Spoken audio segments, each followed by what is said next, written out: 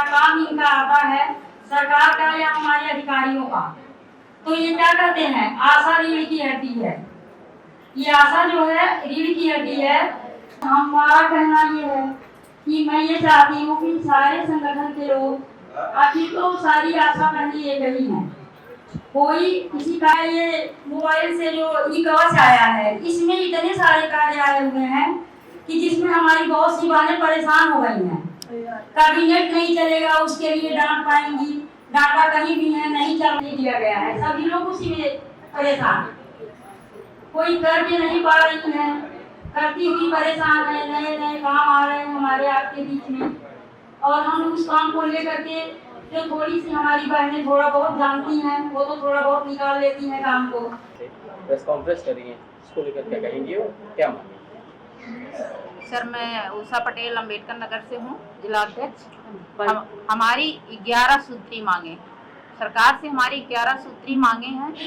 पहला मांग तो हमारी वही है कि हमको एक निश्चित मानदेय कर दें और सरकारी कर्मचारी का दर्जा दे दें। मांग हमारी ये इसलिए हम कहते हैं सरकार अगर कुछ अलग से नहीं देना चाहती है, क्योंकि जो टुकड़े टुकड़े में दे रही है वही चीज अगर एक हमारी निर्धारित मानदेय बना दे तो शायद हमारी बहनों के खाते तक पहुंच जाए। बीच में वो पैसे अंदर बांट कर लिए जाते हैं, किसी बहन के पास पूरा पैसा नहीं पड़ता है। और हमने आज ये प्रोग्राम इसलिए रखा है कि हमारी आप मीडिया बंधुओं के माध्यम से, प्रेस के माध्यम से हमारी बात सरकार तक पहुंचे और सरकार उसको एक्शन ले। हम आशा संगिनी, आशा बहनें बहुत मेहनत करते हैं जमीनी स्तर पे। जितना काम होता है सब आशाओं से ही लिया जा रहा, आशा संगिनी से ही लिया जा रहा। आशा संगिनी हमारी 20 से 25 हजार की आबादी में काम करती है और उनको एक सुपरवाइजर के रूप में माना गया है। वो 20 से 25 आशा देखती हैं, जबकि उनका एक दिन का सिर्फ 300 रुपया मिलता है। ये बहुत दुख की बात है। आज जो आपने प्रेस वार्ता करे हैं, प्रेस वार्ता करने से पहले क्या आपका डेलीगेशन किसी अधिकारी या किसी से मिलने गया है? हम लोग अपने जनपद में सारे अधिकारियों से मिले हैं। हम लोग प्रदेश में NHM मिशन निदेशक से भी मिले हैं, कई बार उनसे वार्ता भी किए, कई बार हम लोगों ने लेटर भी दिया। लेकिन उनका कहना यही है कि आप लोग धरना मत करिए। धरने से क्यों डरते हैं? आप धरना मत करिए, आपकी बात हम लोग पहुंचा रहे हैं सरकार तक, सरकार आपकी बातें मानेगी। लेकिन कब मानेगी कुछ समझ में नहीं आ रहा। तो उनका कार्यकाल भी पूरा होने वाला, हम लोग को बहुत उम्मीद है कि बाबा जी हम लोग को कुछ न कुछ करके जाएंगे, लेकिन नहीं ध्यान दे रहे हैं, जिससे बहुत दुखी है हमारी बहनें। आज जैसे आप लोग प्रेस वार्ता कर रहे हैं, अगर सरकार आपकी मांगे नहीं मानती तो आगे आप लोग क्या करेंगे इसके लिए? आगे हम लोग का अब वही है कि बचा है कि आंदोलन करेंगे, काम छोड़ के सड़क पे उतरेंगे, हल्ला मचाएंगे, बहिष्कार करेंगे, काम ना करेंगे और आगे आने वाले समय में उनको वोट भी नहीं देंगे। आप कर रहे हैं, किन मुद्दों को लेकर कर रहे हैं? देखिए, मैं ऑल आशा एवं आशा संगिनी कार्यकर्ता सेवा समिति का मैं राष्ट्रीय संरक्षक हूँ और हमारी जो बहनें हैं वाकई में वो काम तो ऐसे करती हैं कि शायद ही उनके बराबर कोई प्रदेश में काम करता होगा, लेकिन उस काम के बदले में हमारी बहनों को जो प्रोत्साहन राशि दी जाती है वो ना के बराबर है। उसको ऊँट के मुंह में जीरा हम कह सकते हैं। हमारी मांग यही है कि जब चाहे कोरोना जैसी विभीषिका आई हो, जिस समय कोई भी व्यक्ति अपने परिवार में भी एक दूसरे से पास जाने से घबरा रहा था, डर रहा था, उस समय भी हमारी बहनों ने घर घर जाकर सेवा करने का काम किया है।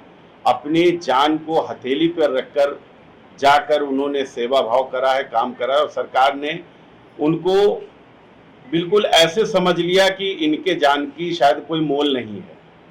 लेकिन फिर भी सरकार के कहने पर इन्होंने वो सेवा भाव दिखाई। उसके बावजूद भी आज तक इनको जो पैसा मिलना चाहिए उसमें ना तो बढ़ोतरी हो रही है, ना ही इनको कोई विशेष सुविधाएं दी जा रही हैं। इनका मानदेय तक निश्चित नहीं करा गया है। अभी हमारी जैसे एक बहन ने बताया कि यहाँ पर जो लेबर होता है उसका भी जो लेबरी है वो कम से कम पता तो है कि उसको एक दिन पूरा काम करेगा तो उसको 700 रुपये मिलेंगे या 600 रुपये मिलेंगे। अगर हमारी आशा बहन जो है वो पूरे दिन काम करती है तो उसका अगर हम एवरेज निकालते हैं तो वो लेबर से भी गई गुजरी है। और ये बड़ी चिंता की बात है, क्योंकि 3,500-4 हजार रुपए में आशा बहनों का घर परिवार चल जाए, ये बड़ी सोचने में भी बड़ा ये बुरा लगता है। मुझे लगता है कि शायद जो हमारे अधिकारी हैं जो भी सरकारी लोग हैं, उनका एक दिन का उतना खर्चा होता होगा जितना हमारी आशा बहनों को एक महीने में पैसा मिलता है, और ये बड़ा दुर्भाग्य है। आज के समय में जब हम 2025 में हैं और 2047 में हम विकसित भारत की परिकल्पना के लिए बैठे हुए हैं, उस समय एक देश की जनसंख्या का बड़ा हिस्सा जो आशा और आशा संगिनी के रूप में हमारे साथ में हमारे समाज में काम कर रहा है, उसके साथ में इतना नाइंसाफी निश्चित तौर पर ये गवारा नहीं करी जाएगी। सरकार से हमारी मांग है और हम सरकार से चाहते भी हैं कि सरकार हमारी इन मांगों को ध्यान दे और कम से कम इतना सम्मानजनक पैसा तो इनको दे, तो इनको लगे कि शायद वो सम्मान है। क्योंकि अभी मांग है जी, कितनी सूत्री मांग है? हमारी 11 सूत्री मांग है, और 11 सूत्री मांग में हमारी जो सबसे बड़ी मांग है वो निश्चित मानदेय की है। इसके अलावा हमारे साथ में हमारे संगठन की राष्ट्रीय अध्यक्षा श्रीमती पुष्पा तिवारी जी बैठी हैं, प्रदेश अध्यक्षा श्रीमती मनीषा यादव जी बैठी हैं, हमारे साथ में श्री उषा पटेल जी बैठी हैं, प्रदेश की पदाधिकारी संध्या सिंह जी बैठी अब हैं। महिलाओं की बात करते हैं, और एक अभद्र रसीदी द्वारा की गई एक महिला समाज महिला, तो उसको क्या कहना है? देखिए, हालांकि ये हमारा आज प्रेस का मामला नहीं है, लेकिन फिर भी आपने क्वेश्चन करा है तो कम से कम मैं अपनी भावना तो बता ही सकता हूं कि महिला कोई भी हो, किसी भी धर्म की हो, किसी भी जाति की हो, किसी भी वर्ग की हो, देश की हो, विदेश की हो, कहीं की भी हो, महिला का सम्मान होना चाहिए। और हमारे भारत देश की ये रीति रही है, हमने हमेशा महिला को देवी का दर्जा दिया है, और हम लोग तो वो लोग हैं जो नदियों को भी देवी कहते हैं। हमने तो पत्थरों को भी पूजने का काम करा है, और हमने देवी के रूप में 9 दुर्गा हमारी हैं, जिसमें सबसे ज्यादा हम देवियों का ही पूजन करते हैं, और जिस पृथ्वी पर हम रहते हैं उसको भी हमने माता का दर्जा दिया हुआ है। तो जब हम इस रीति और संस्कृति के हैं, तो ऐसी रीति और संस्कृति में अगर किसी महिला के ऊपर भी कोई अभद्र टिप्पणी की जाएगी तो निश्चित तौर पर वो दुर्भाग्यपूर्ण है। ऐसी टिप्पणियां समाज में नहीं होनी चाहिए, ये समाज को तोड़ने का काम करती है। अब मैं अपने विषय पर आ जाता हूं। बाकी की कुछ बातें हमारे जो पदाधिकारी हैं वो आपको बताना चाहेंगे। जी, पुष्पा तिवारी बोल रही हूँ, और मैं यही कहूँगी कि अब तक जो भी सारी बातें थी हमारे भैया संरक्षक जो है सारी बात बताएं, और सरकार द्वारा हमारे साथ इतना अन्याय हो रहा है कि एक महिला, इधर महिला की शक्तिकरण की बात सरकार कह रही है और इधर महिला का शोषण भी हो रहा है। आए दिन हमें 24 घंटा कार्य करना पड़ता है, 7/24, यानी 365 दिन हम लगातार कार्य करते रहते हैं, और सरकार हमें मामूली सी प्रोत्साहन राशि दे रही है। और उस प्रोत्साहन राशि को बंद करके अगर सरकार हमसे कार्य ले रही है, अच्छी बात है, हम कार्य करने को तैयार है, लेकिन मेरा कहना है कि सरकार प्रोत्साहन राशि बंद करे। जिस तरह अन्य प्रदेश में प्रोत्साहन राशि दी जा रही, मानदेय दी जा रही, उसी तरह हमारे उत्तर प्रदेश में भी मानदेय निर्धारित किया जाए। प्रोत्साहन राशि बंद करके एक निश्चित मानदेय दिया जाए, ताकि हमारी बहनों का जीवन यापन सम्मान पूर्वक हो सके।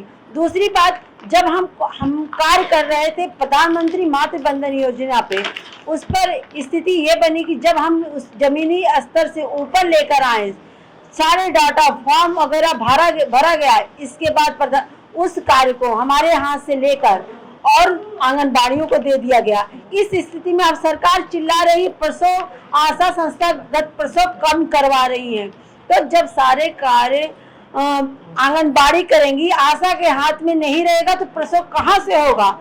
उसी के मोटिवेट के माध्यम से आशा संस्थागत प्रसव करवा रही थी। अब आप सरकार से क्या चाह रहे हैं? सरकार से मेरा यही निवेदन है कि सरकार हमारी बहनों को एक निश्चित मानदेय दे, उनको कर्मचारी का दर्जा दे।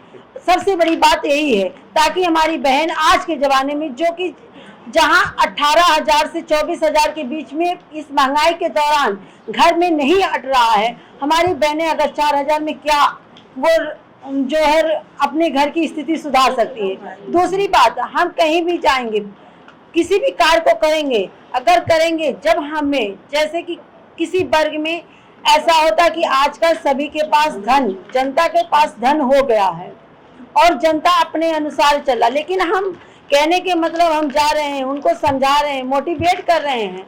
मोटिवेट करने के बाद जो भी प्रोत्साहन राशि हमें बनती है, उसमें जब हमारा जनता या समाज धीरे धीरे सामाजिक स्तर सुधार में आ रहा है, तो क्या मुझे पेंशन उतना मिलेगा?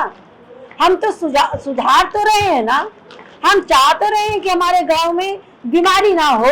जब बीमारी नहीं होगी तो